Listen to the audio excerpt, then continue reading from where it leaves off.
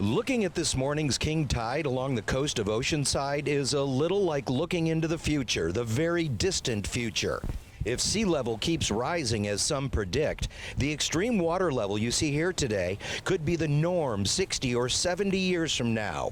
But people who own homes along this stretch are not waiting. Your bottom floor, it needs to be able to flood. It can't be someplace that you actually live in. It can't be someplace that you can rent out. It has to be able to flood like a garage and pumped out.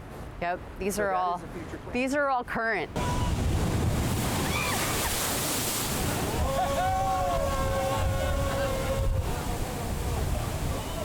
While Mother Nature is always fascinating, the king tide, sea level, and sand have become issues of critical importance around here.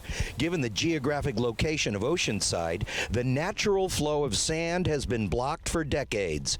No sand, no buffer in between the ocean and the coastline. In Oceanside, we have this big Camp Pendleton boat basin harbor to the north of the city, and that was placed right in an area in the Santa Margarita estuary, which would have yielded sediment to our system. But because the harbor is placed within that system, we don't have that sediment yield. We also have a sediment sink, which is the harbor itself. After decades of watching this happen and trying different ways to replenish the sand, the city of Oceanside is going big, just approving a first-of-its-kind contract with an Australian company to build underwater artificial reefs, the modern alternative to building big rock jetties. So the final winning design is ICM, that's International Coastal Management. They're out of Australia.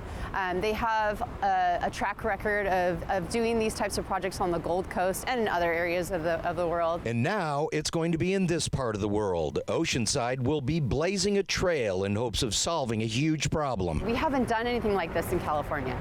So it's really a pilot project. We're really trying to figure out if this is something that'll work for Oceanside and if this is also something that'll work for the rest of California. With Mother Nature reminding us of just how powerful she can be, it's also a reminder of the urgency.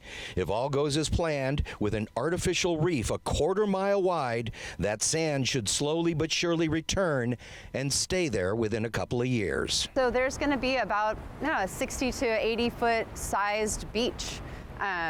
Dry sand beach